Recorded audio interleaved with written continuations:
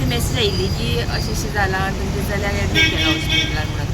आनी मागीर हांव सकाळीं आयलें सर पळोवपा खातीर. तसो बरो आसा पूण ताका लूज मोशन आनी उलटी जाताली थंय काल भरपूर आनी राती फिवर बी आयिल्लो. ते म्हणटा की आमी बिरयानी खाल्ली आनी जाली म्हणून अशें म्हणटाले. आमकां सारकें खबर ना न्ही. टोटल कितले भुरगे आसा? 80 भुरगीं आसा. आनी एडमीट कितले जाण आहा हांगसर 7 जाण काय 6 जाण कितें आसा ह्या हॉस्पिटलान? आनी तेंचे पेरंट्स बीन येयले?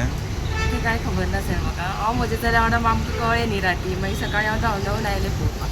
आतां कसो तुमचो? आसा बरो आसा पूण लूज मोशन मातशें मातशें चालू आसा. एक 4 फावटी कितें जालें ताका सकाळच्यान 4-5 फावटी पूण उलटी जावं ना. आनी ट्रिटमेंट चालू आसा न्ही सलायन लायत आसा बरोबर. Actually, the issue is not been officially reported to me yet, but from some sources, I just came to know today afternoon that few students from Goa Shipbuilding College are being admitted in hospital on account of food poisoning. Actually, even we don't know the exact cause of food poisoning, but I have already given instructions to PI Mormugaon to find out the cause, and I'll be also calling the in charge of that college to know the exact cause of food poisoning.